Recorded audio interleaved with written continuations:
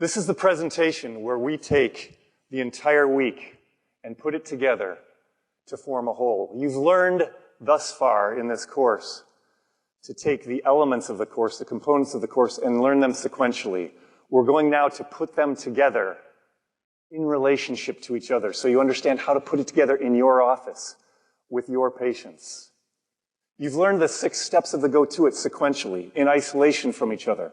We're going to put them together now, show how they interrelate to each other, and show how one step of go-to-it informs the other steps to help you get better outcomes. You've learned about the tools in the toolkit, and in this presentation, we're going to learn about the tools that are not in the toolkit and how they together help you get better outcomes.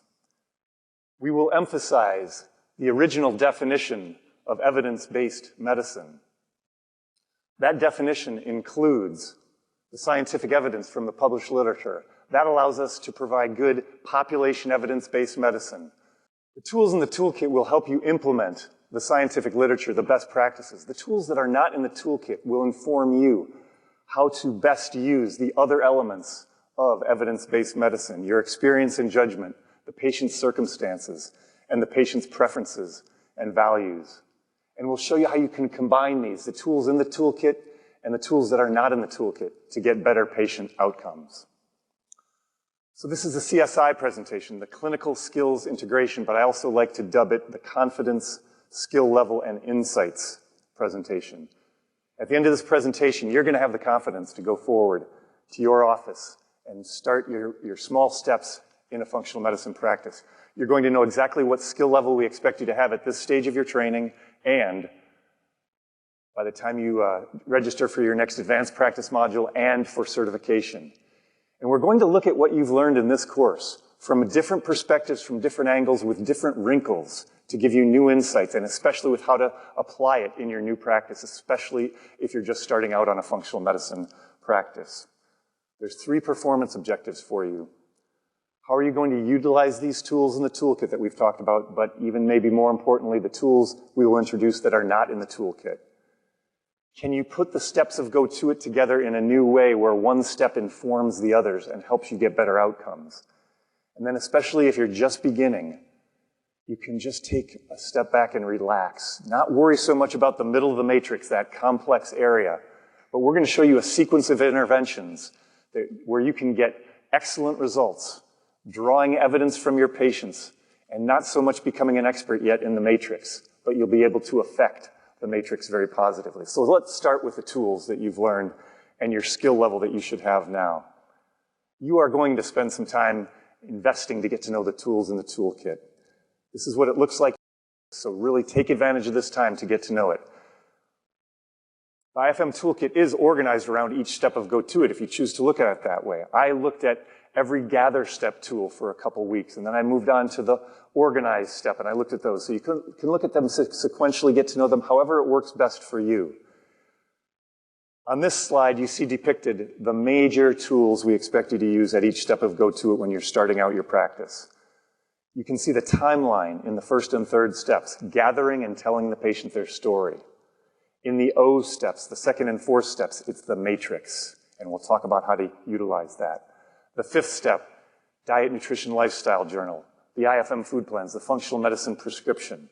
And then the MSQ is it's the bookend tool, really, in the 1st step and the 6th step. So, what skill level do we expect you to have? Your first tool, the timeline, we expect you to start accurately populating the antecedents, triggers, mediators, the patient's current concerns and diseases. We think you can do that now. The second tool is that medical symptom questionnaire. We've dealt a lot on how to fill this out. I won't dwell on it, but that is an important tool to initiate the assessment and to track the results of interventions. The third tool is that matrix. Just want to emphasize the white area in the middle, the 7 nodes. We do not expect you to be an expert there yet. We do expect you to start to accurately populate the antecedents, triggers, mediators on the left-hand panel and the base of the matrix, the roots of the functional medicine tree, the modifiable lifestyle factors. And the last set of tools in the toolkit would be your diet, nutrition, lifestyle journal. That will be very helpful when you're just starting. The 3 food plans that we'd really like you to have the confidence to go forth with are the core food plan, the elimination diet, and the cardiometabolic food plan. and use the Find a Practitioner database on the website as a tool. We're on track to have over 2 million searches for functional medicine practitioners. Your patients will find you in this way, but you can also find other practitioners in your area with whom you can collaborate. And now, we mentioned how important the tools are that are not in the toolkit. So let's introduce our first tool that's not in the toolkit. What do we use almost every minute of every day that has bedeviled humankind for millennia? What tool is that? It's the tool of language, as the Tower of Babel depicts. When you think about the language of medicine, has this been a positive language or a negative language in your experience? My experience was a very negative language. And in functional medicine, if this is all about getting better outcomes, we need to use different language, a very positive language with our patients. So there are language skills to learn. What words do we use? How do we ask questions? How do we tell the story? How do we listen? There are expressive language skills and receptive language skills that are not in the toolkit, that are absolutely essential to practicing the best personalized evidence-based medicine of the 21st century. How we ask and how we listen helps develop that therapeutic partnership. Positive language, especially telling the patient their story, which can motivate and activate the patient. And what leads to better outcomes than motivation and activation? With language in mind, who can help me complete the most famous quote in the history of medicine, Dr. William Osler? It is much more important to know what sort of patient has a disease than what sort of disease a patient has. And for all the wisdom of this quote, there's 2 words here that I would argue are very negative and do a disservice to the language of medicine. What are they? The first word would be disease. Disease connotes something you cannot get rid of. What's the other word that does a disservice to the practice of medicine here? I would argue it's the verb to have. To have implies permanence, irreversibility. And that's not true when we look at a patient through the lens of function rather than through the lens of disease. Physiological function is reversible, and we learned about this. Change the patient's environment, change the conditions, you will change their function. You change their function, you will change the disease process. Negative language. You have the disease, lupus. Positive language. You're expressing a condition known as lupus. And something that is expressed can be silenced. Negative language. You have a disease, diabetes. Positive language. You're expressing a condition known as diabetes, and conditions are conditional. And if you change some conditions in your life, and if you change your environment, these conditions will change. Expressive language skills. If Dr. Osler were here, I would believe this is what he would say. It is transformative to explain to a patient not that they have a disease, but that they are expressing a condition. Let's move on to go to it. You've experienced each step sequentially in isolation from the others. Now it's time to show how these all fit together, how they interrelate to each other, how the one informs the next step and usually the next 2 steps.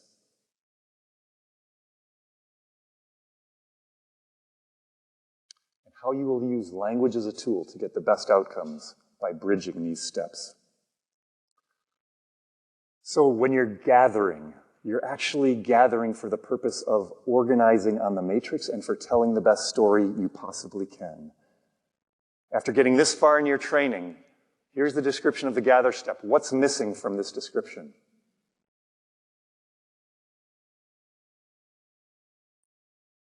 What do you need to gather besides data from the patient? Yourself, right?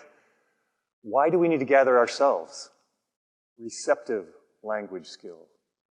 The skill of listening. What word is spelt with the same letters as listen? Silent. What's the intent of our silence with patients? When I started my career, the intent of my silence was to come to a diagnosis in my mind as quickly as I could while they were talking so I could whip out that prescription pad, get a prescription as quickly as I could, get them out of the room as quickly as I could, get the next patient in the room as quickly as I could. That was the intent of my silence. What's the intent of our silence in a functional medicine practice after we've gathered ourselves? It's not to respond with a diagnosis. If the gather step is to inform the organize step, it's to understand how we're going to populate the matrix. So we're listening with an ear to the features of the patient's life and how that fits on the matrix model. We're not trying to diagnose them. We're trying to gather information to tell them back their story in a meaningful way that will motivate them and activate them. That's the intention of our silence. So this is a very important tool that's not in the toolkit. So in this step of go-to at the gather step, you have to consider yourself as an important tool. How you listen, your silence is a tool, and the intent of your silence. Because how we listen informs how we develop that therapeutic partnership, which will inform better outcomes. If we write something or say something or commit to something, we are more likely to do it. September 23rd, Monday, you are going to start to gather yourself. So everybody, stand up. A little stretch with your arms over your heads. And one deep breath, close your eyes, put your arms down, and just close your eyes and imagine yourself back in your office. How are you going to gather yourself before you see each patient? Take 10 seconds and commit to it. And then tell it to the person next to you if you're comfortable. Okay, take a moment just to share that with somebody or to write it down if you don't feel comfortable sharing it. Okay, shh. Gathering is difficult. Gathering is a challenge, especially if we've been trained in the conventional model. Why is it a challenge? Taking a history, we were taught to gather the effects of the disease. That's pretty easy compared to gathering the underlying causes of disease. The effects of disease are the descriptive knowledge, the signs, the symptoms. But the explanatory knowledge, what explains the dysfunction, is much more hidden. Let's return to Helen, whom we met yesterday. Recall her history. Fatigue, IBS, depression, chemical sensitivity, hypothyroidism, cholesterol, blood pressure problems, problems tolerating medications, weight gain, memory loss, depressed mood, insomnia, cannot lose weight. Recall her dietary history, a lot of carbs, a lot of processed foods. Physical exam findings. Now let's imagine we're conventionally gathering the 6 steps. 3 physical exam findings: boggy nasal mucosa, reduced deep tendon reflexes, reduced vibratory sense. When I organize, I say to myself, she's got an allergy problem, an endocrine problem, and a neurological problem. When I go to tell Helen her story, I'm going to say, Helen, you've got allergic rhinitis, your hypothyroidism's not in control, and you've got a peripheral neuropathy. And when I order and prioritize by myself, I can treat all 3 diagnoses simultaneously with an evidence-based pharmaceuticals. When I initiate, Helen, you need to start an antihistamine and gabapentin, I'm going to increase the dose of your levothyroxine. We'll track you by checking your signs and symptoms a month from now. And that's good evidence-based medicine. Have I addressed effects or causes in doing that? I've addressed effects very well. I have not addressed causes. So we need to move from taking a history, addressing the effects, to gathering a story where we're looking for explanatory knowledge, the underlying causes of disease. Gathering is difficult. Gathering is a challenge. Also because our Holy Grail, if you will, is different. What we're seeking is different. Population evidence-based medicine, the way we were conventionally trained, we gather signs, symptoms, lab test results. That's important. We filtered it through the silos of organs and tissues to arrive at the Holy Grail of the diagnosis or the disease. And we thought of diseases as entities, as things, and as unities. The same disease in every person is the same disease, and everybody gets the same treatment, but it's not a unity. Diseases are more like homonyms. Same word, different meaning. Same disease, different underlying causes of the disease. Same disease in 10 individuals who need different combinations of interventions. Diseases are more like spectra. When a patient has fever, we ask, fever due to what? When a patient has high blood pressure, we should be asking high blood pressure due to what? Low thyroid function due to what? Rheumatoid arthritis, due to what? So 21st century medicine, the gathering methodology here. Yes, we practice good medicine. We gather signs, symptoms, diagnostic test results. But to get at the underlying causes, it's what you've learned in this course. It's the antecedents, triggers, mediators, modifiable lifestyle factors, the mental, emotional, spiritual factors that lead you to the underlying causes. And what's paradoxical about this is the end result of what we were seeking in our conventional history was to arrive at the disease or the diagnosis. And clusters of signs and symptoms reliably led us to diagnoses, did they not? It's clusters of diseases and diagnoses now in the functional medicine model that lead us to our end result, our Holy Grail, if we filter them through the matrix and our systems biology lens, because they lead us to physiological dysfunction. That's what we're seeking when we gather. So let's compare this approach. On the top is how we were trained. We take a history, looking for the effects resulting in the disease. Now, 21st century medicine, we're going to gather a story, not take a history. We're going to look for dysfunction, not disease. We're going to look for causes, not effects, and the causes will be found there on the matrix and on your timeline.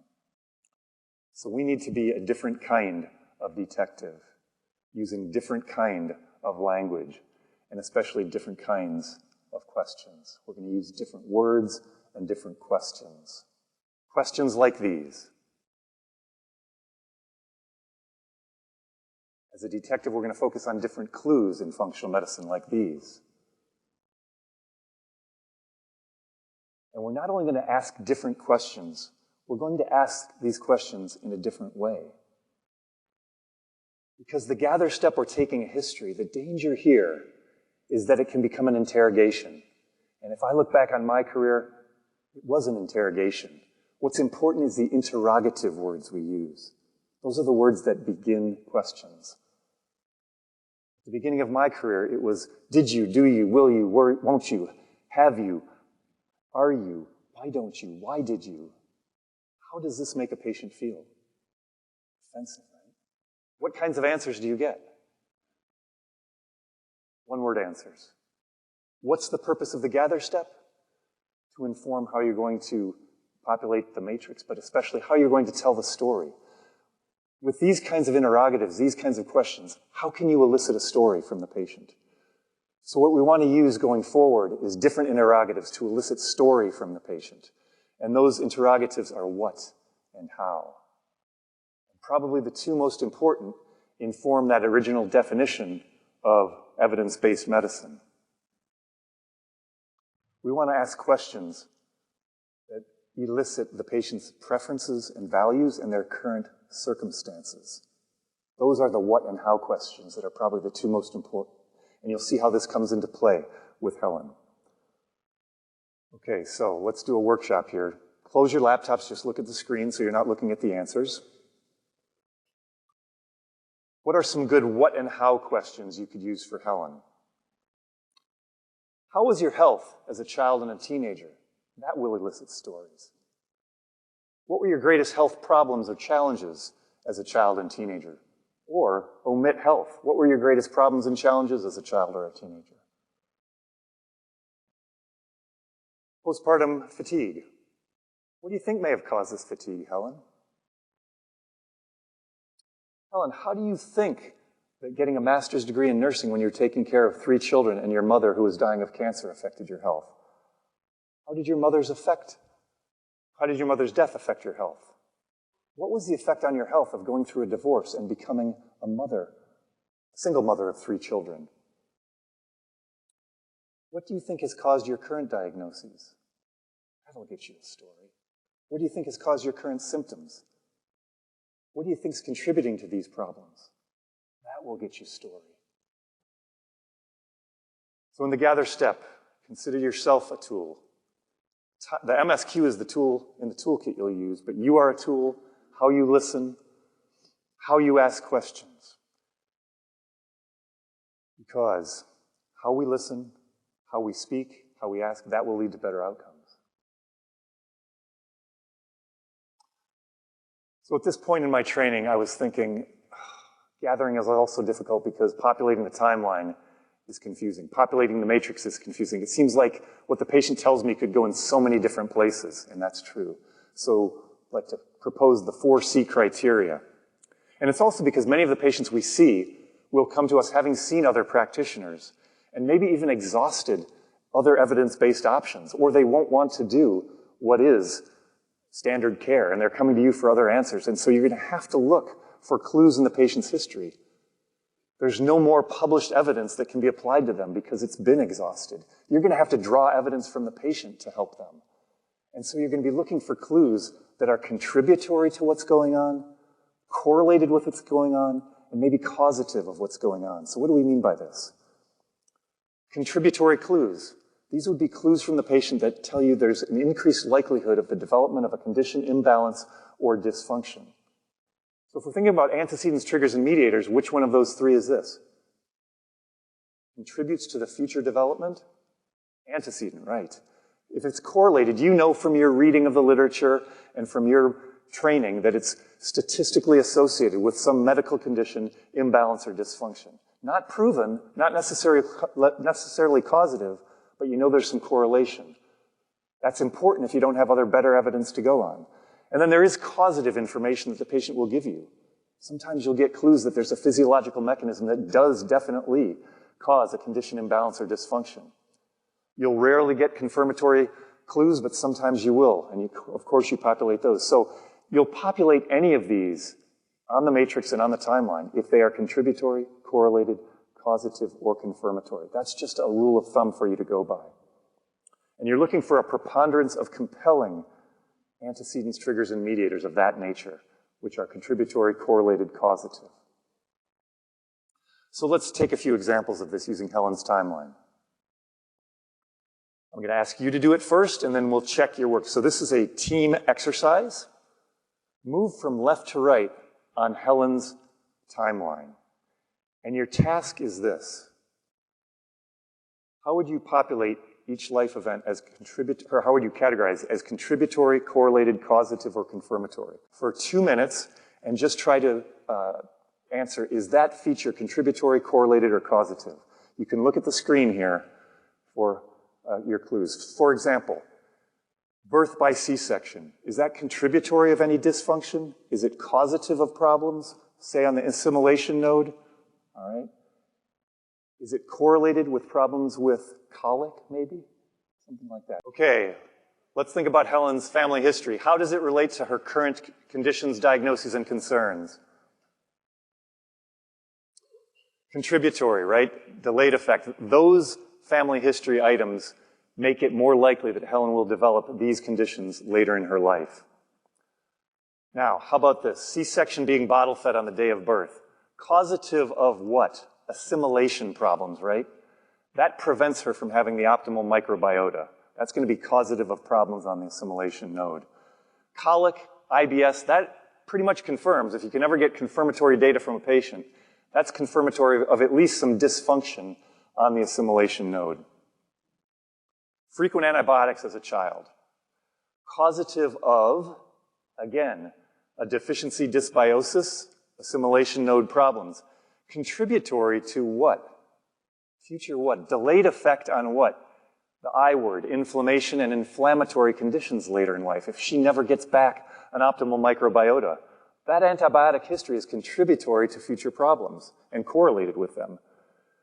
Severe acne, severe painful periods, antibiotic use as a teenager. What's the relationship there with inflammation?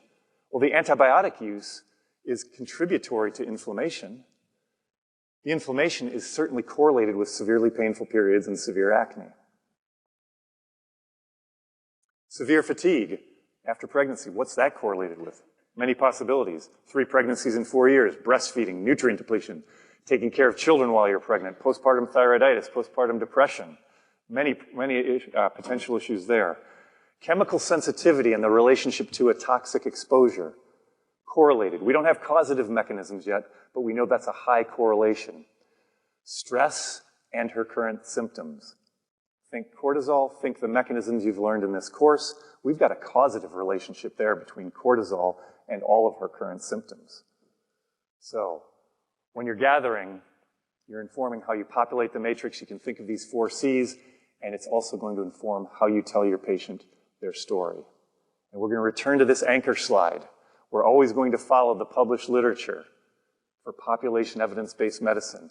And to elicit the best personalized evidence-based medicine, you're using the timeline to gather. And using the timeline in this way amplifies your clinical experience. That's why the timeline used effectively helps you practice better evidence-based medicine.